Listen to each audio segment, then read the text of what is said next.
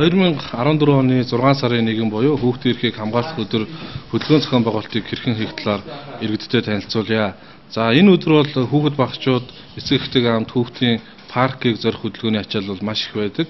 Энэ үед эцэг эхчүүд нарны зам, олимпийн гудамжинд машин тэргээ буруу байрлуулснаас болж бусад замын хөдөлгөөнд оролцогч нарт хүндрэлтэй төгжир саатал үүсгэсэн ийм нөхцөл байдлыг бол үүсгэдэг. За энэ байдлаас урьдчилан сэргийлж дараах газруудад зогсоолыг бэлдэж өгсөн байгааг иргэдтэй танилцуулъя. За бидэнд бол энэ зураг дээр хүүхдийн парк хэсэг бол харагдаж байна.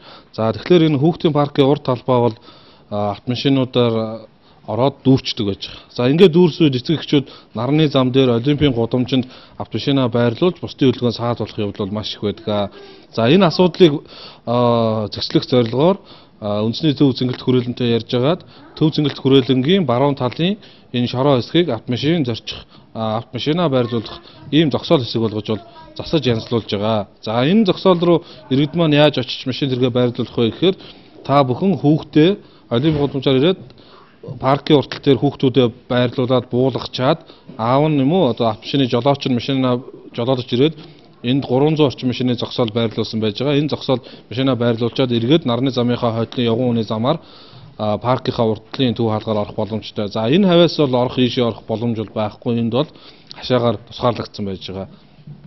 За зарим иргэдийн тухайд хэрвээ энд ингээд зогсоол дүүрсэн тохиолдолд сөүлийн одоо ресторан талаасаа ордог паркийн зогсоол байж байгаа баруун талаасаа. За энэ гарцаараа ороод энэ 2 номерын хэсгээр бол зогсоолын талбай байж байгаа. Энэ дээр машин тэргээ байрлуулчаад энэнгөөрөө алхаад ингээд парк руугаа алхаад очих боломжтой байж байгаа. За энэ үеэр бол замын цэцгийн газрын уртлын одоо төлбөртэй зогсоол, соёолж төвийн зогсоолууд бол бүгд үн төлбөргүй иргэдэд чөлөөтэй автомашинаа тавих боломж олцоог хангаж бол ажиллана.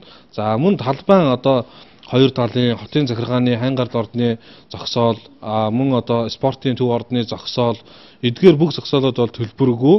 Улаанбаатар зочд буудлын уртлын зогсоол төлбөргүй иргэдийг одоо автомашинаа тавих боломж олцоог хангаж бол ажиллаж байгаа. За иргэдийн тухайд үндэсний цэцэрлэгт хүрээлэн Дүнжин гараа худалдааны төвийн урд байрлах үндэсний цэцэрлэгт хүрээлэн бол маш ихээр зорчдог байж байгаа.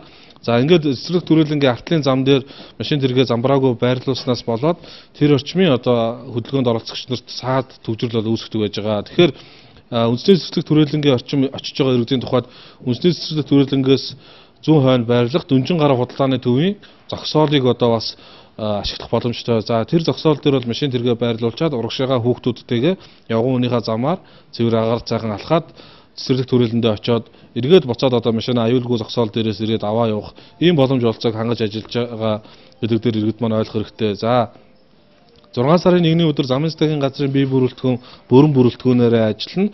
Хөдөлгөөнд оролцогч та бүхэнд FM 96.3-аар цаг тутам бид хөдөлгөөний төгжрөл саатал нөхцөл байдлын талаар мэдээллийг бол өгч ажиллана. Тэгэхээр та бүхэн 6 сарын 1-ний өдөр FM 96.3-тайгаа хамт байх хэрэгтэй. Мөн одоо саяны миний хэлсэн зөвлөгөөг дагаж машин тэргээ нийт эзэмшлийн зам талбай дээр байрлуулахгүй тусгаалan бэлдсэн зогсоол дээр бол байрлуулах ёстой. За паркийн зогсоол бол урт талаасаа ингэж орох ийм боломжтой байж байгаа. Энэ дээр машинаа байрлуулчаад ийшээгээ иргэд маань алхаад очих боломж олцоотой байдлаар энэ жилийн тухайд бол зохион байгуулж байгаад иргэд маань анхаарах хэрэгтэй.